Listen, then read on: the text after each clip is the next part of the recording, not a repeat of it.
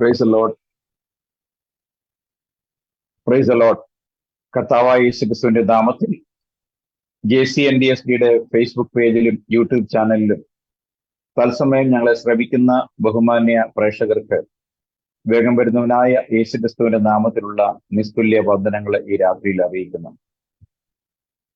Jesus Christ new testament salvation doctrine അഥവാ യേശുക്രിസ്തുവിന്റെ പുതിയ നിയമ രക്ഷയുടെ ഉപദേശം എന്ന ഈ ഫേസ്ബുക്ക് ഗ്രൂപ്പിലും യൂട്യൂബ് ചാനലിലുമായി കഴിഞ്ഞ 3-4 വർഷങ്ങളായി അപ്പോസ്തലന്മാരുടെ ഉപദേശമാകുന്ന യഥാർത്ഥ ക്രിസ്തീയ ഉപദേശം പ്രസ്താവിച്ചു വരുന്ന ഈ ഗ്രൂപ്പിന്റെ പ്രവർത്തനങ്ങളിൽ ഭാഗവാക്കാവുകയും ഇതിന്റെ സന്ദേശങ്ങളെ കേൾക്കുകയും ഈ സന്ദേശങ്ങളെ മറ്റുള്ളവർക്ക് ഷെയർ ചെയ്തു കൊടുത്ത് ഞങ്ങളുടെ ഈ ഉദ്യമത്തിൽ സുവിശേഷവൽക്കരണത്തിൽ ഞങ്ങളെ സഹായിക്കുന്ന ബഹുമാന്യ ശ്രോതാക്കൾക്കും ഞങ്ങളുടെ വ്യൂവേഴ്സിനും വേഗം വരുന്ന യേശുക്രിസ്തുവിന്റെ നാമത്തിലുള്ള സ്നേഹവന്ദനത്തെ ഞങ്ങൾ അറിയിക്കുകയാണ്.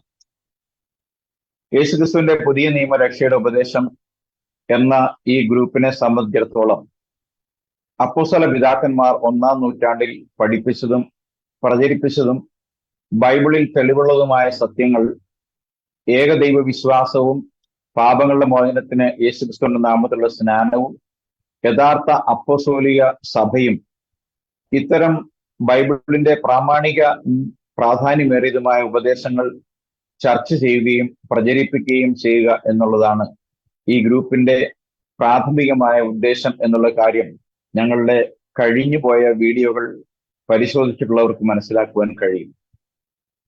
അതേസമയം മറ്റ് ഇതര സമൂഹങ്ങൾ, പെന്തക്കോസ്ത് സമൂഹങ്ങൾ ഒന്നാകെ തന്നെ, ഒപ്പം ബ്രദറൻ ബാപ്റ്റിസ്റ്റ് സമൂഹങ്ങളും ദൈവം ത്രിയേകനാണെന്ന് പഠിപ്പിക്കുന്ന കോൺസ്റ്റന്റൈന്റെ കാലഘട്ടത്തുള്ളവായ തിയോളജി മുറുകെ പിടിക്കുമ്പോൾ ബൈബിൾ മുന്നോട്ട് വയ്ക്കുന്ന ഏക ദൈവത്തെക്കുറിച്ചാണ് ഞങ്ങൾക്ക് പറയുവാനുള്ളത്. പിതാവായും പുത്രനായും പരിശുദ്ധാത്മാവായും വെളിപ്പെട്ട് നിൽക്കുന്ന വ്യക്തി എന്ന നിലയിൽ, ഒരു പേഴ്സൺ എന്നുള്ള നിലയിൽ ഒരേ ഒരു വ്യക്തിത്വമുള്ള ഒരു ദൈവത്തെ കുറിച്ച് പഠിപ്പിക്കുക, ആ വിശ്വാസ പ്രമാണം മുന്നോട്ട് കൊണ്ടുപോവുക, അതിലേക്ക് ബൈബിളിൽ രേഖപ്പെടുത്തപ്പെട്ട സത്യങ്ങളിലേക്ക് കർത്താവിന്റെ വരവിന് മുന്നോടിയായി ജനങ്ങളെ നയിക്കുക എന്നുള്ള ഒരു ദൗത്യം ഏറ്റെടുത്തുകൊണ്ടാണ് ഈ ഗ്രൂപ്പ് കഴിഞ്ഞ കാലങ്ങളിൽ പ്രവർത്തിച്ചു പോരുന്നത്. ഏകദേശം 2100-ന് മേളിൽ വീഡിയോകൾ നിങ്ങൾക്ക് ഈ ഗ്രൂപ്പിൽ യൂട്യൂബ് ചാനലിൽ ദർശിക്കുവാൻ കഴിയും. ഞങ്ങളിത് പറയുവാനുള്ള കാരണം, കർത്താവായ യേശുക്രിസ്തുവിന്റെ സഭയെ ചേർക്കുവാനുള്ള മടങ്ങി വരവ് ഏറ്റവും ആസന്നമായിരിക്കുന്ന ഒരു കാലഘട്ടത്തിലാണ് നാം ഇന്ന് ജീവിക്കുന്നത് എന്നുള്ളത് നിസ്തർക്കമായി വേദപുസ്തകത്തിന്റെ അടിസ്ഥാനത്തിലും ചരിത്രത്തിന്റെ അടിസ്ഥാനത്തിലും ആനുകാലികമായ സംഭവങ്ങളുടെ അടിസ്ഥാനത്തിലും നമുക്ക് വളരെ ആധികാരികമായി പറയുവാൻ കഴിയും. ഈ സത്യത്തെ നിഷേധിക്കുവാൻ ആർക്കും കഴിയുന്നതല്ല. അതുകൊണ്ട് തന്നെ മനുഷ്യരെല്ലാവരും അവർ ചെയ്യുന്ന പാപത്തിനും അവരുടെ ജന്മസിദ്ധമായ പാപ വഴികളിൽ നടക്കുന്ന നിമിത്തം ദൈവത്തിന്റെ ന്യായവിധിയുടെ മുമ്പാകെ നിൽക്കേണ്ടവരാകുന്നു എന്ന് വിശുദ്ധ വേദപുസ്തകം അടിവരയിട്ട് പറയുന്നു. അതുകൊണ്ട് ലോകത്തിൽ ജനിച്ച് ജീവിച്ച ഏതൊരു മനുഷ്യനും ദൈവത്തിന്റെ ന്യായാസനത്തിന് മുമ്പാകെ നിൽക്കേണ്ടി വരും എന്ന് വിശുദ്ധ വേദപുസ്തകം വളരെ വ്യക്തമായി പറയുന്നത് കൊണ്ട് ഇന്ന് രാത്രി ന്യായവിധിയെ സംബന്ധിച്ചുള്ള ചില കാര്യങ്ങൾ വേദപുസ്തകത്തിലെ തിരുവെഴുത്തുകളുടെ അടിസ്ഥാനത്തിൽ സംസാരിക്കണം എന്നാണ് ഞാൻ ആഗ്രഹിക്കുന്നത്. അപ്പോ നമുക്കറിയാൻ സാധിക്കും, ന്യായവിധി പാസ്റ്റ്, പ്രസന്റ് ആൻഡ് ഫ്യൂച്ചർ എന്ന് പറയുന്ന നിരവധി ന്യായവിധികൾ വേദപുസ്തകത്തിൽ പരിശോധിച്ചാൽ നമുക്ക് കാണാൻ സാധിക്കും. എന്നാൽ ഇന്ന് രാത്രിയിൽ പഴയ നിയമ കാലഘട്ടങ്ങളിലുള്ള ന്യായവിധിയെക്കുറിച്ചോ അതിന്റെ വിഷയങ്ങളിലേക്ക് ആഴത്തിലോ കടന്നു പോകാനായിട്ട് സമയത്തിന്റെ പരിമിതി മൂലം ആ വിഷയത്തിലേക്ക് ഞാൻ ഇന്ന് കടക്കുന്നില്ല.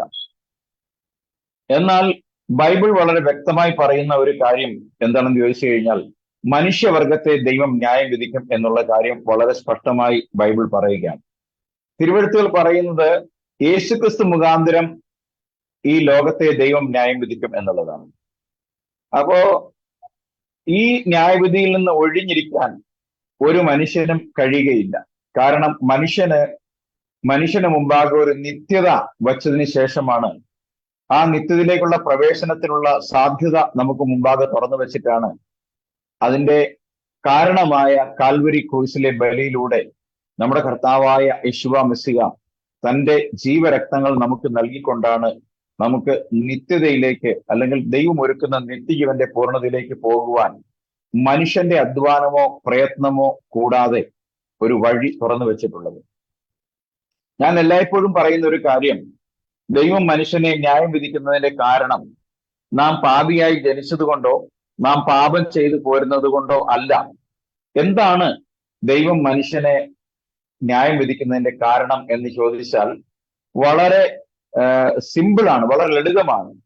കാരണം ഞാൻ ഈ കാര്യം പറയുമ്പോൾ മനുഷ്യൻ എന്ന അർത്ഥത്തിൽ പറയുമ്പോൾ അതില് മത ജാതി വ്യത്യാസമില്ലാതെ ഏതൊരു മതത്തിൽ ജനിച്ച് ജീവിച്ച് വളർത്തപ്പെട്ടു വരുന്ന വ്യക്തികളാണെങ്കിലും മനുഷ്യൻ എന്ന പേരിൽ വിളിക്കപ്പെടുന്ന ആ ഒരു വർഗത്തെ മുഴുവനും അഡ്രസ് ചെയ്തുകൊണ്ടാണ് ഞാൻ ഇന്ന് രാത്രി സംസാരിക്കുന്നത്. ദൈവത്തിന്റെ മുമ്പിൽ നാം ക്രിസ്ത്യാനിയാണെന്നോ അല്ലെങ്കിൽ കത്തോലിക്കനാണെന്നോ അല്ലെങ്കിൽ ഏതെങ്കിലും ക്രൈസ്തവ നാമധേയ വിഭാഗത്തിൽപ്പെട്ടവനാണെന്നോ പെന്തക്കോസ്ത് ആണെന്നോ മാർത്തോമയാണെന്നോ ഹൈന്ദവനാണെന്നോ ജൈനനാണെന്നോ ബുദ്ധനാണെന്നോ മുസ്ലിം ആണെന്നോ ഇതൊന്നും ദൈവത്തിന്റെ മുമ്പിലുള്ള കാര്യമല്ല. ദൈവത്തെ സംബന്ധിച്ചിടത്തോളം മനുഷ്യനും ദൈവവും തമ്മിൽ എന്നുള്ള ഒരു ഇടപാട് മാത്രമേ ഉള്ളൂ. അപ്പോൾ മതമോ വിശ്വാസ പ്രമാണമോ സ്ഥാപിതമാകുന്നതിന് മുമ്പ് തന്നെ ദൈവം സൃഷ്ടിച്ച ആദ്യത്തെ മനുഷ്യന്റെ ലംഘന നിമിത്തം സകല മനുഷ്യനും ഒരുപോലെ പാപത്തിന് കീഴായി പാപത്തിന്റെ ശിക്ഷയായ മരണം വഹിച്ചുകൊണ്ട് അല്ലെങ്കിൽ മരണം പേറിക്കൊണ്ടാണ് ഈ ലോകത്തിലേക്ക് വന്നത്. നാം ഇന്ന് ഇത് സംസാരിക്കുകയും കേൾക്കുകയും ചെയ്യുന്ന ഈ നിമിഷത്തിലും ഇന്നും ഈ നിമിഷം ജനിച്ചു വീഴുന്ന ഓരോ കുട്ടിയും ഈ ശിക്ഷാവിധിയുടെ മുഖം പേറിയാണ് ഈ ലോകത്തിലേക്ക് വരുന്നത്. അതുകൊണ്ട് തന്നെ ഏതൊരു മനുഷ്യനോ അവന്റെ മതപ്രമാണങ്ങൾക്കോ വിശ്വാസങ്ങൾക്കോ ആചാരങ്ങൾക്കോ അനുഷ്ഠാനങ്ങൾക്കോ തീർത്ഥാടനങ്ങൾക്കോ ദാനധർമ്മങ്ങൾക്കോ മനുഷ്യന്റെ പാപത്തിൽ നിന്ന് മനുഷ്യനെ മോചിക്കാൻ കഴിയില്ല. മനുഷ്യന്റെ പാപത്തിൽ നിന്ന് മനുഷ്യനെ മോചിക്കുവാൻ കഴിയുന്ന ഒരുവനേയുള്ളൂ. വിശുദ്ധ വേദപുസ്തകം പറയുന്ന മറ്റൊരുത്തനിലും രക്ഷയില്ല. നാം രക്ഷിക്കപ്പെടുവാൻ ആകാശത്തിന്റെ കീഴിൽ മനുഷ്യരുടെ നൽകപ്പെട്ട വേറൊരു നാമവുമില്ല. ആ നാമം കർത്താവായ യേശുക്രിസ്തു എന്ന ഒരേ ഒരു നാമമാണ്. അതുകൊണ്ട് തന്നെ ഞങ്ങൾക്ക് വ്യക്തമായിട്ട് പറയാൻ കഴിയും, കർത്താവായ യേശുക്രിസ്തു അനേകർ വിശ്വസിക്കുന്നത് പോലെ ക്രൈസ്തവരുടെ ദൈവമല്ല. അനേകർ വിശ്വസിക്കുന്നത് പോലെ വേദപുസ്തകം അല്ലെങ്കിൽ ബൈബിൾ ക്രൈസ്തവരുടെ മതഗ്രന്ഥവുമല്ല.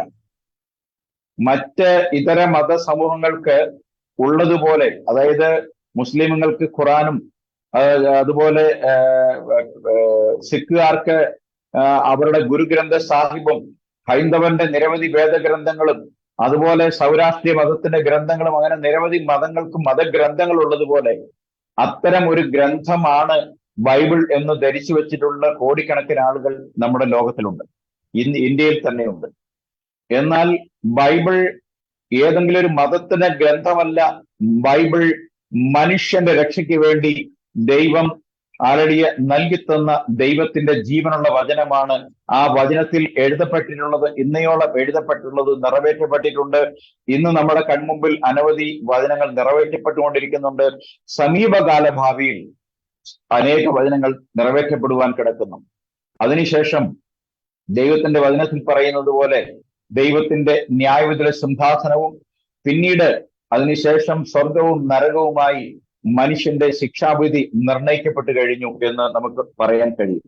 അതുകൊണ്ട് ഞാൻ മുൻപ് സൂചിപ്പിച്ച വിഷയത്തിലേക്ക് വരികയാണെങ്കിൽ, മനുഷ്യനെ ദൈവം ന്യായം വിധിക്കുന്നതിന്റെ ഒരേ ഒരു കാരണമേ ഉള്ളൂ. ആ കാരണം മനുഷ്യന്റെ രക്ഷയ്ക്ക് വേണ്ടി ദൈവം ഒരുക്കിയ പദ്ധതിയെ നിരസിച്ചു കളയുക, നിസാരമാക്കി കളയുക എന്ന ഒറ്റ കാരണത്താലാണ് മനുഷ്യൻ ശിക്ഷാവിധിയിലേക്ക് കടന്നു പോകാൻ പോകുന്നത്. മനുഷ്യൻ സ്വയമേ പാപിയായതുകൊണ്ടും പാപത്തിന് ശിക്ഷ ഉള്ളത് കൊണ്ടും എല്ലാ മനുഷ്യരും പാപം ചെയ്ത് ഒരുപോലെ ദൈവ തേജസ് ഇല്ലാത്തവരായി തീർന്നുവെന്ന് വേദപുസ്തകം വളരെ സുവ്യക്തമായി പറയുന്നത് കൊണ്ടും ഒരു മനുഷ്യന് ന്യായവിധിയിൽ നിന്ന് ഒഴിഞ്ഞിരിക്കാൻ കഴിയില്ല. എന്നാൽ ഈ ന്യായവിധിയെ തടുക്കുവാനോ ഈ ന്യായവിധിയെ തട്ടിമാറ്റുവാനോ ഇത് ഒഴിഞ്ഞു കടന്നു പോകുവാനോ ഒരു മനുഷ്യനും കഴിയില്ല. കാരണം ഒരു മനുഷ്യനും അവന്റെ ന്യായവിധിയെ, അവന്റെ മേൽ വന്നിരിക്കുന്ന ശിക്ഷാവിധിയെ നീക്കിക്കളയുവാൻ പ്രാപ്തനായി ഒരു മനുഷ്യനോ ഒരു മത തത്വസംഹിതയോ ഒരു പ്രമാണങ്ങളോ ഒരു ആചാര അനുഷ്ഠാനങ്ങളോ ഒരു ദാനധർമ്മങ്ങളോ കഴിയുകയില്ല എന്ന് വിശുദ്ധ വേദപുസ്തകത്തിൽ കർത്താവ് വളരെ വ്യക്തമായി നമ്മോട് പറഞ്ഞിട്ടുണ്ട്.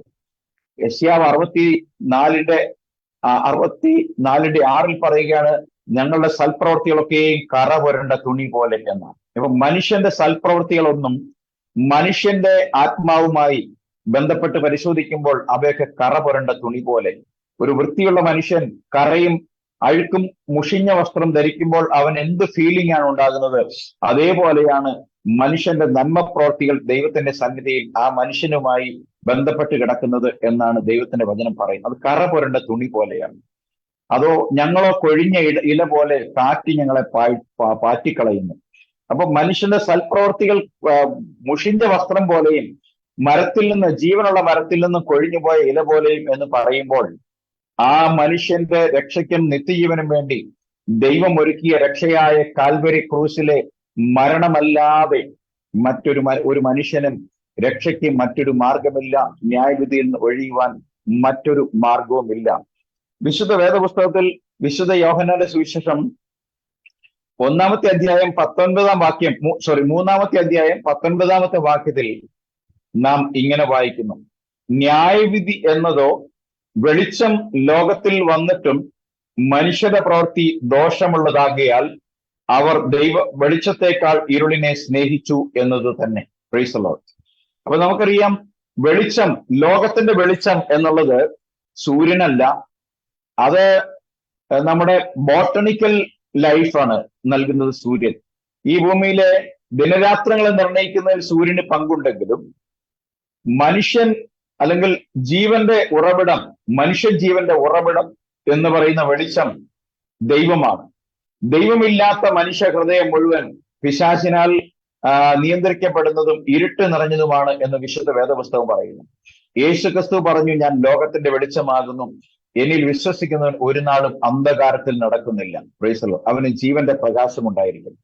അപ്പൊ ന്യായവിധി എന്നത് യേശുക്രിസ്തു ലോകത്തിൽ വന്നിട്ടും മനുഷ്യരുടെ പ്രവൃത്തി ദോഷമുള്ളതാകിയാൽ അവർ വെളിച്ചത്തെക്കാൾ ഇരുളിനെ സ്നേഹിച്ചത് തന്നെ എന്നുള്ളതാണ്.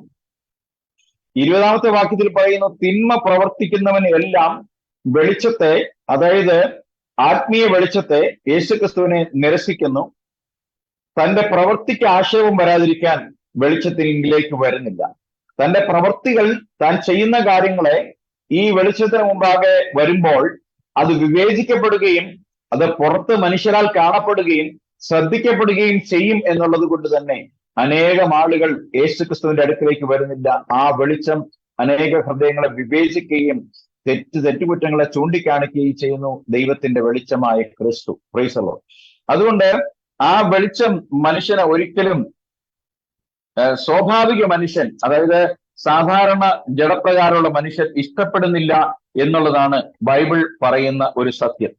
1 യോഹന്നാന്റെ ലേഖനം അതിന്റെ 1-ാമത്തെ അധ്യായം 4 മുതലുള്ള വാക്യം വായിക്കുമ്പോൾ 5 മുതലുള്ള വാക്യം വായിക്കുമ്പോൾ ദൈവം വെളിച്ചമാകുന്നു, അവനിൽ ഇരുട്ട് ഒട്ടും ഇല്ല.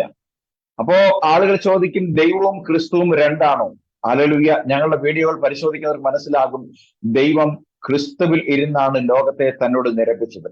അപ്പൊ ദൈവത്തിന്റെ ആലയമാണ്, അല്ലെങ്കിൽ ദൈവത്തിന്റെ മന്ദിരമാണ് ക്രിസ്തു. അപ്പോൾ അദൃശ്യനും അരൂപിയുമായ, മനുഷ്യരാരും കണ്ടിട്ടില്ലാത്ത, കാണാൻ കഴിയാത്ത, കണ്ടാൽ മരിച്ചു പോകുന്ന, സർവപ്രപഞ്ചത്തിലും നിറഞ്ഞു നിൽക്കുന്ന ആത്മരൂപിയായ ദൈവം വെളിച്ചമാണ്. എന്നാൽ ആ വെളിച്ചം നമ്മൾ കാണുന്ന സൂര്യ വെളിച്ചം പോലെയല്ല, ഇരുളടഞ്ഞ ഹൃദയത്തെ പ്രകാശിപ്പിക്കുന്ന വെളിച്ചമാണ് ദൈവം. Price the Lord. മനുഷ്യ ജീവിതത്തെ പ്രകാശിപ്പിക്കുന്നതാണ് ദൈവത്തിന്റെ വെളിച്ചം. അവനിലുള്ള അശുദ്ധിയും അന്ധകാരവും പാപത്തിന്റെ പ്രവൃത്തികളും ഇരുട്ടിന്റെ പ്രവൃത്തികളെയും മാറ്റി ദൈവത്തിന്റെ വെളിച്ചം അനേകർക്ക് പ്രസരിപ്പിക്കുന്ന പ്രകാശത്തിന്റെ സ്രോതസ്സാണ് ദൈവം. ആ വെളിച്ചമാണ് താൻ ആണ് എന്ന് യേശുക്രിസ്തു തന്റെ ഐ ആം സ്റ്റേറ്റ്മെന്റിൽ ഒന്നായ I am the light of the world, ഞാൻ ലോകത്തിന്റെ വെളിച്ചം എന്ന വാക്യത്തിലൂടെ തന്നെ ഈ ലോകത്തിലേക്ക് വന്നപ്പോൾ പ്രസ്താവിച്ചിട്ടുള്ളത്. അതുകൊണ്ട് 1 യോഹന്നാൻ അതിന്റെ 1-ന്റെ 5 പറയുന്നു, ദൈവം വെളിച്ചമാകുന്നു, അവനിൽ ഇരുട്ട് ഒട്ടും ഇല്ല. Price the Lord. എന്നുള്ളത് ഞങ്ങൾ അവരോട് കേട്ട് നിങ്ങളോട് അറിയിക്കുന്ന ദൂതാകുന്നു. അപ്പൊ അപ്പോസ്തലന്മാരെ സംബന്ധിച്ചിടത്തോളം ഈ വെളിച്ചത്തെ അവർ അനുഭവിച്ചറിഞ്ഞതാണ്. അതുകൊണ്ടാണ് ആ ലേഖനം ആരംഭിക്കുന്നത് തന്നെ ആദ്യം മുതൽ ഉള്ളതും ഞങ്ങൾ കേട്ടതും സ്വന്തം കണ്ണുകൊണ്ട് കണ്ടതും ഞങ്ങൾ നോക്കിയതും ഞങ്ങളുടെ കൈ തൊട്ടതുമായ ജീവന്റെ വചനം സംബന്ധിച്ച്. അപ്പോൾ ഈ യഥാർത്ഥ ജീവൻ, നിത്യജീവനെ സംബന്ധിച്ച് ഈ വെളിപ്പെടുത്തുന്ന അപ്പോസ്തലന്മാർ പറയുന്നത് ഞങ്ങൾ വിറ്റ്നസ് ആണ്. യഹോവയുടെ സാക്ഷികൾ പറയുന്ന പോലെ ഉള്ള സാക്ഷ്യമല്ല. അവർ അറിയാത്ത, കണ്ടിട്ടില്ലാത്ത, കേട്ടിട്ടില്ലാത്ത, ജന്മം കൊണ്ട് പോലും ഒരു യഹൂദ ഗോത്രത്തിന്റെ ഭാഗമാകാത്ത, പാരമ്പര്യപരമായി ഒരു യഹൂദ പാരമ്പര്യം അവകാശപ്പെടാനില്ലാത്ത, യഹൂദന്മാരുമായി യാതൊരുവിധ ജഡ സംബന്ധിച്ച് ബന്ധമില്ലാത്ത, ആത്മാവ് സംബന്ധിച്ച് ബന്ധമില്ലാത്ത, യേശു ക്രിസ്തുവുമായി അരളിയ അനുഭവിച്ചറിഞ്ഞ ഒരു ബന്ധമില്ലാത്ത യഹോവയുടെ സാക്ഷികൾ പറയുന്നത് പോലെയുള്ള ഒരു സാക്ഷ്യമല്ല അപ്പോസ്തലന്മാർക്ക് പറയാനുള്ളത്. ആ സാക്ഷ്യം എങ്ങനെയാണ്? ആദ്യം മുതൽ ഉള്ളത്. Price the Lord. എന്ന് പറഞ്ഞാൽ ആരംഭത്തിങ്കലെ ഉള്ള ആ ദൈവത്തെ ഞങ്ങൾ കേട്ടറിഞ്ഞ ദൈവമാണ്. ഞങ്ങൾ പ്രവാചകന്മാരിലൂടെ കേട്ടറിഞ്ഞതാണ്. ഞങ്ങളെ സ്വന്തം കണ്ണുകൊണ്ട് ഞങ്ങൾ കണ്ടതാണ്. ആ വചനം, ജീവനുള്ള വചനം വെളിപ്പെട്ടത് ഞങ്ങൾ കണ്ണുകൊണ്ട് കണ്ടിട്ടുണ്ട്. ഞങ്ങളുടെ കൈ തൊട്ടതാണ്, ഞങ്ങൾ സ്പർശിച്ചതാണ് ആ വചനത്തെ. ഹല്ലേലൂയ. ആ ജീവന്റെ വചനം പ്രത്യക്ഷമായി ഞങ്ങൾ കണ്ട് സാക്ഷീകരിക്കുകയും ചെയ്തിരിക്കുന്നു എന്നാ പറയും. അപ്പോൾ ആ അപ്പോസ്തലന്മാരിൽ ഒരുവനായ യോഹന്നാൻ പറയുകയാണ്, ആ ദൈവം വെളിച്ചമാകുന്നു, അവനിൽ ഇരുട്ട് ഒട്ടുമില്ല. Praise the Lord. ഞങ്ങൾ അവനോട് കേട്ട് നിങ്ങളോട് അറിയിക്കുന്ന ദൂതാകുന്നു. ആമേൻ. ഇത് പ്രൈസ് ദി ലോർഡ്. ഞങ്ങൾ ദൈവത്തോട് കേട്ട് അല്ലെങ്കിൽ ക്രിസ്തുവിനോട് കേട്ട് അറിയിക്കുന്ന ദൂതാണ്, ഈ മെസ്സേജ് ആണ് ഇത്. ആ ദൈവത്തിൽ ഇരുട്ടൊട്ടുമില്ല. ഒരുവൻ ക്രിസ്തുവിലാണെന്ന് പറയുകയും അവനിൽ കുശുമ്പും കുന്നായ്മയും പറത്തയും വിദ്വേഷവും പകയും വൈരാഗ്യവും ഭിന്നതയും ജാരശങ്കയും എല്ലാ തരത്തിലുള്ള പാപങ്ങളും അവനിൽ കുടികൊള്ളുന്നുവെങ്കിൽ അവൻ ഇരുട്ടിന്റെ പ്രവൃത്തികളെ ചെയ്യുന്നവനാണ്. അവനിൽ വെളിച്ചം ഒട്ടുമില്ല. അവൻ കേവലം സ്നാനപ്പെട്ട വ്യക്തിയായിരിക്കാം, അവൻ ദൈവവചനത്തിന്റെ കൂട്ടായ്മയിൽ പോകുന്ന വ്യക്തിയായിരിക്കാം. എന്നാൽ ഇരുട്ടിന്റെ പ്രവൃത്തികളെ അവൻ ചെയ്യുന്നുവെങ്കിൽ അവന് ദൈവത്തോട് കൂട്ടായ്മയില്ല എന്ന് വിശുദ്ധ വേദപുസ്തകം പറയുന്നു. Price the Lord. അതുകൊണ്ട് അങ്ങനെ ഉള്ള വ്യക്തികൾ ആരെങ്കിലും ദൈവത്തോട് കൂട്ടായ്മ ഉണ്ട് എന്ന് പറയുകയും എന്നാൽ ഇരുട്ടിൽ നടക്കുകയും ചെയ്താൽ അവർ ഭോഷ്ക് പറയുന്നവരാണ്, വ്യാജം പറയുന്നവരാണ് എന്ന് പറയുന്നു. കാരണം അവർ സത്യം പ്രവർത്തിക്കുന്നില്ല. അപ്പൊ സത്യത്തിൽ വസിക്കുകയും യേശുക്രിസ്തുവാകുന്ന വെളിച്ചത്താൽ നയിക്കപ്പെടുകയും ചെയ്യുന്ന ഓരോ വ്യക്തിയും അവരുടെ നടപ്പിലൂടെ വേണം തങ്ങൾ സത്യത്തിലാണ് നടക്കുന്നത് എന്ന് ദിനംതോറും വെളിപ്പെടുത്തേണ്ടത്. Praise the Lord. അടുത്ത വാക്യം പറയാണ്, അവൻ വെളിച്ചത്തിൽ ഇരിക്കുന്ന പോലെ നാം വെളിച്ചത്തിൽ നടക്കുന്നുവെങ്കിൽ നമുക്ക് തമ്മിൽ കൂട്ടായ്മയുണ്ട്. Praise the Lord. അപ്പൊ ക്രിസ്തു വെളിച്ചത്തിൽ ഇരിക്കുന്നത് പോലെ ആ വെളിച്ചത്തിലാണ് നാം നടക്കുന്നതെങ്കിൽ നമുക്ക് യേശു ക്രിസ്തുവിനോട് കൂട്ടായ്മയുണ്ട്. Praise the Lord. യേശു ക്രിസ്തുവിനോട് കൂട്ടായ്മ ഇല്ലാത്ത ഒരു വ്യക്തിക്ക് ന്യായവിധിയുടെ സിംഹാസനത്തിന് മുമ്പാകെ നിൽക്കേണ്ടി വരും. ഹല്ലേലൂയ. Price the Lord. അപ്പോൾ ഇവിടെ റോമർക്ക് എഴുതിയ ലേഖനം 3-ാം അധ്യായം അതിന്റെ 12-ാം വാക്യത്തിൽ പറയാണ്, നീതിമാൻ ആരുമില്ല, ഒരുത്തൻ പോലുമില്ല, ഗ്രഹിക്കുന്നവനില്ല, ദൈവത്തെ അന്വേഷിക്കുന്നവനുമില്ല, എല്ലാവരും വഴിതെറ്റി ഒരുപോലെ കൊള്ളരുതാത്തവരായി തീർന്നു, നന്മ ചെയ്യുന്നവനില്ല, ഒരുത്തൻ പോലും ഇല്ല എന്ന് പറയുന്നു. അപ്പോൾ പൗലോസ് തന്റെ റോമാലേഖനത്തിൽ ഇവിടെ വ്യക്തമായി പറയുകയാണ്, ഒരു മനുഷ്യനും നീതിമാനായിട്ടില്ല. നമുക്കറിയാം, ഞാന് കത്തോലിക്ക ബാക്ക്ഗ്രൗണ്ടിൽ ജനിച്ചു വളർത്തപ്പെട്ട ഒരു വ്യക്തിയാണ്. എന്റെ സഹോദരന്മാരിൽ ഭൂരിഭാഗം ആളുകളും, എല്ലാവരും തന്നെ എന്ന് പറയാം, ഇന്നും കത്തോലിക്ക സഭയിൽ വിശ്വസിക്കുന്നവരാണ്. ഞങ്ങൾ അവരോട് നിങ്ങൾ സ്വർഗത്തിൽ പോകുമോ എന്ന് ചോദിച്ചാൽ അവർ പറയും ഞങ്ങൾ സ്വർഗത്തിൽ പോകുമെന്ന് പറയും. അപ്പൊ അവരോട് ചോദിക്കുമ്പോൾ അവര് കാരണമായി അവർ പറയുന്നത് ഞങ്ങൾ ചെയ്യുന്ന സൽപ്രവർത്തികൾ കൊണ്ട് ഞങ്ങൾ സ്വർഗത്തിൽ പോകുമെന്ന് ഞങ്ങളോട് പറഞ്ഞിട്ടുണ്ട്. എന്നാൽ ഞങ്ങൾ അവരോട് പറഞ്ഞിട്ടുണ്ട്, സ്വർഗത്തിൽ പോകുന്നതിന് മാനദണ്ഡം മനുഷ്യന്റെ സൽപ്രവർത്തികളല്ല, കർത്താവായ യേശു ക്രിസ്തുവിന്റെ കാൽവരി ബലിയിലുള്ള വിശ്വാസമാണ് എന്നാണ്. ആ ബലിയിലുള്ള വിശ്വാസത്താൽ ഉള്ള നീതീകരണം മാത്രമേ ദൈവസന്നിധിയിൽ നമുക്ക് നിൽക്കുവാൻ നമ്മെ യോഗ്യരാക്കുന്ന ഒരേ ഒരു കാര്യമുള്ളൂ. അതുകൊണ്ട് സൽപ്രവൃത്തികൾ കൊണ്ട് സ്വർഗരാജ്യത്തിൽ പോകാമെന്ന് വിശുദ്ധ വേദഗ്രന്ഥം പറയുന്നില്ല എന്ന് അവരോട് പറയുമ്പോൾ അവർ നിശബ്ദരാകും. എന്നാലും ഈ വചനം കേട്ട് അനുസരിക്കുവാൻ അവർക്ക് താല്പര്യമില്ല എന്നുള്ളതാണ് വസ്തുത. അപ്പോൾ റോമർക്ക് എഴുതിയ ലേഖനത്തിന്റെ തുടർ ഭാഗങ്ങളിലേക്ക് വരുമ്പോൾ 3:12 മുതൽ 21 വരെയുള്ള വാക്യങ്ങൾ കൂടി അതിനോട് ചേർത്ത് വായിക്കുവാൻ ഞാൻ ആഗ്രഹിക്കുകയാണ്. 3-ാം അധ്യായം അതിന്റെ 12 മുതലുള്ള വാക്യങ്ങൾ. അതിലിങ്ങനെയാണ്: എല്ലാവരും വഴിതെറ്റി ഒരുപോലെ കൊള്ളരുതാത്തവരായി തീർന്നു, നന്മ ചെയ്യുന്നവരില്ല, ഒരുത്തൻ പോലുമില്ല. അവരുടെ തൊണ്ട തുറന്ന ശവക്കുഴി, നാവുകൊണ്ട് അവർ ചതിക്കുന്നു. സർപ്പവിഷം അവരുടെ അധരങ്ങൾക്ക് കീഴെയുണ്ട്. അവരുടെ വായിൽ ശാപവും കയ്പും നിറഞ്ഞിരിക്കുന്നു. അവരുടെ കാൽ രക്തം ചൊരിയുവാൻ ബന്ധപ്പെടുന്നു. നാശവും അരിഷ്ടതയും അവരുടെ വഴികളിലുണ്ട്. സമാധാന മാർഗം അവർ അറിഞ്ഞിട്ടില്ല. അവരുടെ ദൃഷ്ടിയിൽ ദൈവഭയം ഇല്ല എന്നിങ്ങനെ എഴുതിയിരിക്കുന്നുവല്ലോ. വായിക്കുമ്പോൾ മനസ്സിലാകുന്ന ഈ വേദഭാഗത്തെ കുറിച്ച് ഒരു ഇന്റർപ്രിട്ടേഷന്റെ ആവശ്യമില്ലാത്തത് കൊണ്ട് ഞാൻ അവിടുന്ന് മുന്നോട്ട് പോവുകയാണ്. അടുത്ത വാക്യം പറയാണ്: ന്യായപ്രമാണം പറയുന്നത് എല്ലാം ന്യായപ്രമാണത്തിന് കീഴുള്ളവരോട് പ്രസ്താവിക്കുന്നു എന്ന് നാം അറിയുന്നു. അപ്പോ ന്യായപ്രമാണത്തിന്റെ കീഴെയുള്ള ഈ യഹൂദ ജനത്തിന് അവർക്ക് കൊടുക്കുന്നത് ന്യായപ്രമാണത്താൽ അവർ നീതീകരിക്കപ്പെടുവാൻ വേണ്ടിയാണ്. എന്നാൽ നമുക്കറിയാം ന്യായപ്രമാണത്താൽ ഒരു ജഡവും നീതീകരിക്കപ്പെട്ടില്ല എന്ന് പൗലോസ് ഒരു യഹൂദനായിരിക്കെ താൻ പറയുന്നുണ്ട്. Price the Lord.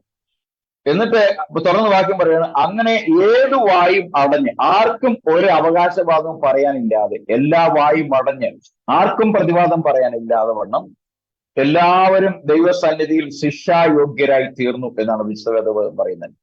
അതുകൊണ്ട് ന്യായപ്രമാണത്തിന്റെ പ്രവൃത്തികളാൽ ഒരു ജഡവും ദൈവസന്നിധിയിൽ നീതീകരിക്കപ്പെടുന്നില്ല. അപ്പോൾ ഒരു പ്രവൃത്തിയാധിഷ്ഠിതമായ നീതീകരണം വിശ്വസിക്കുന്ന ആ മാർഗത്തിൽ നടക്കുന്ന ഹൈന്ദവനാകട്ടെ, മുസ്ലിം ആകട്ടെ, കത്തോലിക്കനാകട്ടെ, ജാതീയ ക്രിസ്തീയ സമൂഹങ്ങളാകട്ടെ, വിശുദ്ധ വേദപുസ്തകം ചാപ്റ്റർ ക്ലോസ് ചെയ്തുകൊണ്ട് പറയുന്നു, പുസ്തകം അടച്ചു വെച്ച് പറയുന്നു, പുസ്തകത്തിൽ അങ്ങനത്തെ ഒരു കാര്യത്തെക്കുറിച്ച് യാതൊരു വഴിയുമില്ല. അങ്ങനത്തെ ഒരു പാത ദൈവത്തിന് മുമ്പിൽ ഇല്ല.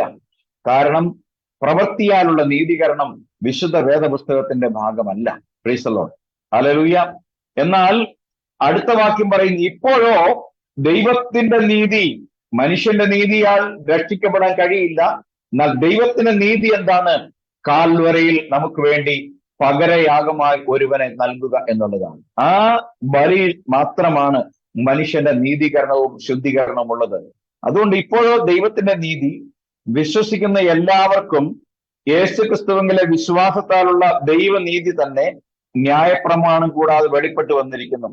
അതിന് ന്യായപ്രമാണവും പ്രവാചകന്മാരും സാക്ഷ്യം പറയുന്നു. അപ്പം ദൈവത്തിന്റെ നീതിയെ സംബന്ധിച്ച് പഴയ നിയമത്തിലെ പ്രവാചകന്മാരും ന്യായപ്രമാണവും പുതിയ നിയമത്തിൽ അപ്പോസ്തലന്മാരും ഒരുപോലെ സാക്ഷീകരിക്കുന്ന ഒരു കാര്യമുണ്ട്: ദൈവത്തിന്റെ നീതീകരണം എന്നുള്ളത് മനുഷ്യർക്ക് വേണ്ടി കാൽവരിയിൽ നൽകപ്പെട്ട യാഗമല്ലാതെ മറ്റൊരു നീതിയും ഇല്ല. Price the Lord. ഹല്ലേലൂയ. അതുകൊണ്ട് എല്ലാവരും പാപം ചെയ്ത് ദൈവതേജസ് ഇല്ലാത്തവരായി തീർന്നു. അവന്റെ കൃപയാൽ, യേശുക്രിസ്തുവിന്റെ കൃപയാൽ, യേശുക്രിസ്തുവിലെ വീണ്ടെടുപ്പ് മൂലം സൗജന്യമായത്രേ നാം നീതീകരിക്കപ്പെടുന്നത്. അപ്പോൾ നീതീകരണത്തിന് അല്ലെങ്കിൽ ന്യായവിധിയിൽ നിന്ന് ഒഴിവാകുന്നതിന് ഒരൊറ്റ കാരണമേ ഉള്ളൂ: യേശുക്രിസ്തുവിന്റെ കാൽവരി ബലി എന്റെ പാപത്തിന് പരിഹാരമായി ദൈവം ഒരുക്കിയ രക്ഷാമാർഗമാണ്. അത് യഹോവയായ ദൈവം രക്ഷിതാവായി തീർന്ന് നമ്മുടെ രക്ഷയ്ക്ക് വേണ്ടി യാഗമായി തന്നെ കാൽവരിയിൽ നൽകുക വഴി തന്റെ ജഡത്തിൽ താൻ ചിന്തപ്പെട്ട രക്തത്തിലും താൻ ചീന്തിയ രക്തത്തിലും താൻ അർപ്പിച്ച ജീവനിലുമുള്ള വിശ്വാസത്തിന്റെ അടിസ്ഥാനത്തിൽ മനുഷ്യവർഗത്തിന് നൽകപ്പെട്ട ഒരേ ഒരു രക്ഷാമാർഗമാണ് കാൽവരി ക്രൂസിലെ ബലി. അതുകൊണ്ടാണ് അപ്പോസ്തലപ്രവൃത്തി 4:12 പറയുന്ന: മറ്റൊരുത്തനിലും രക്ഷയില്ല, ഒരു വിശ്വാസ മാർഗത്തിലും രക്ഷയില്ല, ഒരു കർമാനുഷ്ഠാനങ്ങളിൽ രക്ഷയില്ല, ഒരു തീർത്ഥാടനത്തിലും രക്ഷയില്ല, ദാനധർമ്മങ്ങളിൽ രക്ഷയില്ല. ഒരൊറ്റ രക്ഷാമാർഗമേ ഉള്ളൂ: കർത്താവായ യേശുക്രിസ്തുവിൽ വിശ്വസിക്കുക, എന്നാൽ നീയും നിന്റെ കുടുംബവും രക്ഷ പ്രാപിക്കും എന്നുള്ളത്. Price the Lord. ന്യായവിധിയെ സംബന്ധിച്ച് പറയുമ്പോൾ പുതിയ നിയമത്തിന്റെ അടിസ്ഥാനത്തിൽ ന്യായവിധിയെ സംബന്ധിച്ച് പറയുന്ന ധാരാളം തിരുവെഴുത്തുകൾ നമുക്ക് കാണാൻ സാധിക്കും. അതിൽ ചില കാര്യങ്ങൾ പറയാൻ ആഗ്രഹിക്കുന്നു. അത് ഒന്ന്, ന്യായവിധിയെ സംബന്ധിച്ച് ഒരു കാര്യം നമുക്ക് ലഭിക്കപ്പെട്ട അല്ലെങ്കിൽ വെളിപ്പെടുത്തപ്പെട്ട സത്യത്തിന്റെ അടിസ്ഥാനത്തിൽ ദൈവം നമ്മെ ന്യായം വിധിക്കും എന്ന്. അതിനെ സംബന്ധിച്ച് വിശുദ്ധ മത്തായിയുടെ സുവിശേഷം 11-ാം അധ്യായം അതിന്റെ 21 മുതൽ 24 വരെയുള്ള വാക്യങ്ങളിൽ നാം വായിക്കുന്നത് ഇങ്ങനെയാണ്. 11-ാമത്തെ അധ്യായം 21 മുതൽ 24 വരെയുള്ള വാക്യങ്ങൾ. കൊരാസീനെ, നിനക്ക് ഹാ കഷ്ടം! ബെത്സയിദേ, ഹാ നിനക്ക് കഷ്ടം! നിങ്ങളിൽ നടന്ന വീര്യപ്രവർത്തികൾ സോരിലും സീദോനിലും നടന്നിരുന്നുവെങ്കിൽ അവർ പണ്ട് തന്നെ രട്ടിലും വെണ്ണീരിലും മാനസാന്തരപ്പെടുമായിരുന്നു. അപ്പോൾ ആ കാലഘട്ടത്തിൽ യഹൂദ പ്രവിശ്യയിൽ നിന്നുകൊണ്ട് കർത്താവ് സീദോനെയും ബെത്സയിദയെയും 21 മുതൽ പറയുന്നത് കൊറാസീനെയും ബെത്സയിദയോടും കുറിച്ച് പറയുകയാണ്. അവർ മാനസാന്തരപ്പെടാഞ്ഞതുകൊണ്ട് അവരോട് പറയാണ്, നിങ്ങളുടെ മുമ്പിൽ നടന്ന പ്രവൃത്തികൾ, നിങ്ങളുടെ മുമ്പിൽ പ്രസംഗിക്കപ്പെട്ട സുവിശേഷ ദൂതുകൾ, അതിലൂടെ വെളിപ്പെടുത്തപ്പെട്ട രക്ഷയുടെ മാർഗത്തെക്കുറിച്ച് നിങ്ങൾ കേട്ടിരുന്നുവെങ്കിൽ രക്ഷ പ്രാപിക്കുമായിരുന്നു എന്ന്. അപ്പോൾ നാം ദൈവത്തിന്റെ വചനം കേൾക്കുകയും നാം പ്രസംഗങ്ങൾ കേൾക്കുകയും ദൈവത്തിന്റെ പ്രവൃത്തികൾ കാലാകാലങ്ങളായി ഈ പ്രപഞ്ചത്തിൽ മനുഷ്യരുടെയും ഈ പ്രപഞ്ചത്തിലും നടന്നു വന്നിരിക്കുന്നത് കണ്ടിട്ടും ഈ അദൃശ്യനായ ഒരു ദൈവം, ഇത്തരത്തിൽ പ്രവർത്തിക്കുന്ന ഒരു ദൈവമുണ്ടെന്ന് വെളിപ്പെടുത്തപ്പെട്ടിട്ടും ഈ സത്യത്തെ നിഷേധിക്കുന്നവർക്ക് ഈ സത്യം അവരെ ന്യായം വിധിക്കും. അപ്പോൾ ഞാൻ അറിഞ്ഞില്ല, കേട്ടില്ല എന്ന് പറയുവാൻ കഴിയുകയില്ല. അടുത്തതായി ദൈവത്തിന്റെ വചനം പറയുന്നു, നമുക്ക് അധികം ലഭിച്ചവനോട് അധികം ചോദിക്കും. നമുക്കറിയാം, നമുക്കെല്ലാവർക്കും ദൈവത്തിൽ നിന്ന് ധാരാളമായ നന്മകളെ ലഭിച്ചിട്ടുണ്ട്. നമുക്ക് ആർക്കും പറയാൻ കഴിയില്ല ദൈവം എനിക്ക് ഒരു നന്മയും ചെയ്തിട്ടില്ല എന്ന് പറയാൻ കഴിയില്ല. അങ്ങനെ പറയുന്ന ഏതൊരുവനും ദൈവവചനത്തിനെതിരായി പാപം ചെയ്യുന്നു എന്നാണ് എനിക്ക് പറയുവാനുള്ളത്. വിശുദ്ധ ലൂക്കായുടെ സുവിശേഷം 12-ാം അധ്യായം അതിന്റെ 48-ാമത്തെ വാക്യത്തിൽ നാം വായിക്കുന്നത് ഇങ്ങനെയാണ്: അറിയാതെ കണ്ട് അടിക്ക് യോഗ്യമായത് ചെയ്തവനോ കുറെ അടികൊള്ളും, വളരെ ലഭിച്ചവനോട് വളരെ ആവശ്യപ്പെടും, അധികം ഏറ്റുവാങ്ങിയവനോട് അധികം ചോദിക്കും. അപ്പൊ ദൈവത്തിൽ നിന്ന് അല്പം നന്മകൾ പ്രാപിച്ചവന് അല്പമായി അവനോട് കണക്ക് ചോദിക്കും, അധികം ലഭിച്ചവനോട് അധികം ചോദിക്കും.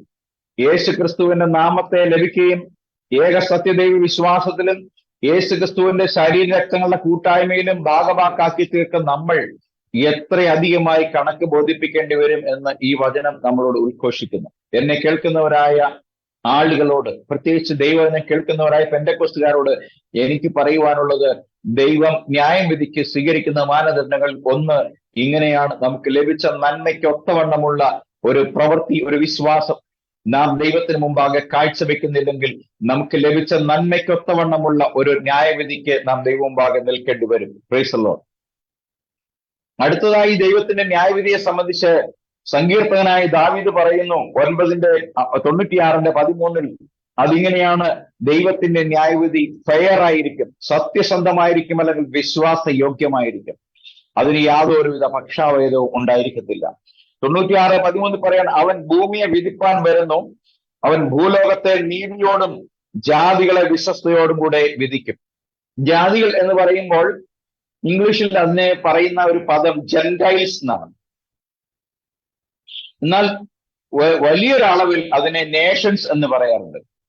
അപ്പോൾ യഹൂദനോടും ജാതികളോടും ദൈവത്തിന്റെ ന്യായവിധിയുടെ അടിസ്ഥാനം നീതിയുള്ള ന്യായവിധിയായിരിക്കും, പക്ഷാഭേദം ഉണ്ടായിരിക്കത്തില്ല. അതുകൊണ്ട് ദൈവം ഇന്നയാളെ വിധിക്കുകയുള്ളൂ, എന്നെ വിധിക്കുകയില്ല എന്ന് പറയാൻ കഴിയില്ല. എന്നെ വിധിക്കുകയില്ല, അവനെ വിധിക്കുകയുള്ളൂ എന്ന് പറയാൻ കഴിയില്ല. കാരണം ന്യായവിധി ദൈവം നീതിയോടെയും വിശ്വസ്തയോടെയും മാത്രമേ നിർവഹിക്കുകയുള്ളൂ എന്ന് വിശുദ്ധ വേദപുസ്തകം നമ്മളോട് പറയുന്നു. അടുത്തതായി യെരമ്യാ പ്രവാചകൻ തന്റെ പുസ്തകത്തിൽ 17-ാം അധ്യായം 10-ാമത്തെ വാക്യത്തിൽ ഇങ്ങനെ പറയുന്ന: ഹൃദയ വിചാരങ്ങളുടെ അടിസ്ഥാനത്തിൽ ഓരോരുത്തരുടെ സ്വഭാവത്തിന് അനുസൃതമായി ദൈവം നമ്മെ ന്യായം വിധിക്കും. അപ്പോൾ നമ്മുടെ ഹൃദയത്തിന്റെ വിചാരങ്ങളെ അറിയുന്ന ഒരു ദൈവമാണ് നമ്മുടെ ദൈവം. അവൻ ആത്മാവായ ദൈവമാണ്. അവൻ ഹൃദയത്തിന്റെ വിചാരങ്ങളെ അറിയുന്ന ദൈവമാണ്. നാം സംസാരിക്കാതെ തന്നെ അറിയാൻ കഴിയും. കാരണം ലൂസിഫർ എന്ന് പറയുന്ന ദൈവത്തിന്റെ ദേവസഭയിലെ പ്രധാന ഗായക സംഘത്തിന്റെ തലവൻ അവന്റെ ഹൃദയത്തിൽ പറഞ്ഞതേ ഉള്ളൂ, ഞാൻ അത്യുന്നതനോട് സമനാകും, ഞാൻ മേഘോനുള്ളതൊക്കെ മീതെ കയറും, എന്റെ ഇരിപ്പിടം ഞാൻ അവിടെ ഉണ്ടാക്കും വയ്ക്കും എന്ന് പറഞ്ഞതോടുകൂടി തന്നെ അവനെ വെട്ടിത്തായിട്ടു. അപ്പൊ ദൈവം എന്റെ ഹൃദയത്തെ അറിയുന്നു എന്ന് നാം ഓരോ നിമിഷവും അറിഞ്ഞിരിക്കുന്നത് തന്നെ വളരെ ആവശ്യമാണ്. നാം തെറ്റിപ്പോകാതിരിക്കാൻ നമ്മുടെ ഹൃദയ വിചാരങ്ങളെ അറിയുന്ന അതുപോലെ അറിയുന്ന ഒരു ദൈവമാണ്. അവന്റെ മുമ്പിൽ ഒന്നും മറവായിട്ടില്ല എന്ന് നാം മനസ്സിലാക്കേണ്ടതുണ്ട്. അതുകൊണ്ട് ഞാൻ കൈകൊണ്ട് അല്ലെങ്കിൽ വാക്കുകൊണ്ടൊരു പാപം ചെയ്തിട്ടില്ല എന്ന് ആർക്കും പറയാൻ കഴിയില്ല. നമ്മുടെ ഹൃദയ വിചാരങ്ങൾ പോലും ദൈവസന്നിധിയിൽ ന്യായം വിധിക്കപ്പെടുവാൻ യോഗ്യമാണ് എന്ന് പറയുന്നു. സോ ഇരമിയ പ്രവാചകത്തിൽ ഞാൻ വായിച്ച 17:10 ഇംഗ്ലീഷിൽ പറയുന്നത്, the Lord search the heart and examine the mind to reward a person according to their conduct, according to what their deeds deserve. Praise the Lord.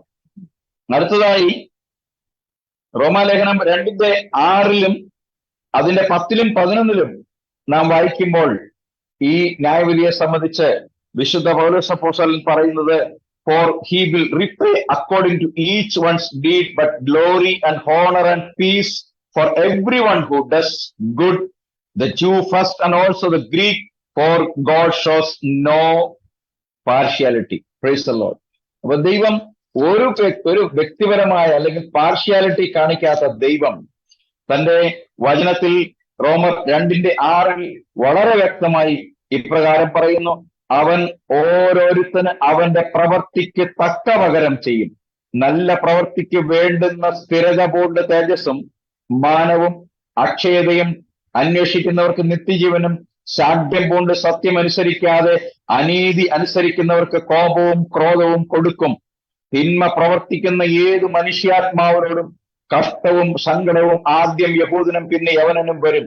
നന്മ പ്രവർത്തിക്കുന്ന ഏവനും മഹത്വവും മാനവും സമാധാനവും ആദ്യം യഹൂദനും പിന്നെ യവനനും ലഭിക്കും. ദൈവത്തിന്റെ പക്കൽ മുഖപക്ഷമില്ലല്ലോ.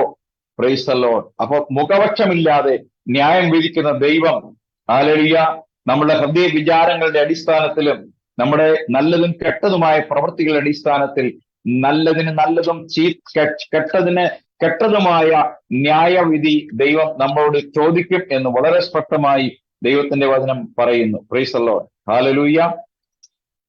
കർത്താവിന്റെ നാമം വാഴ്ത്തപ്പെടുമാറാകട്ടെ. അടുത്തതായി ദൈവത്തിന്റെ സ്റ്റാൻഡേർഡിനൊത്തവണ്ണം അല്ലെങ്കിൽ ദൈവത്തിന്റെ നിലയ്ക്കൊത്തവണ്ണമുള്ള ഒരു ന്യായവിധിയാണ് ദൈവം നമ്മെ വിധിക്കുന്നതിന്റെ മാനദണ്ഡമായി പറയുന്നത്.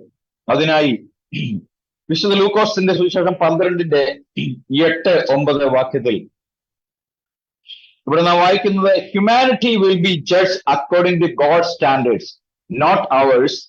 We will be measured against Christ, not compared with one another.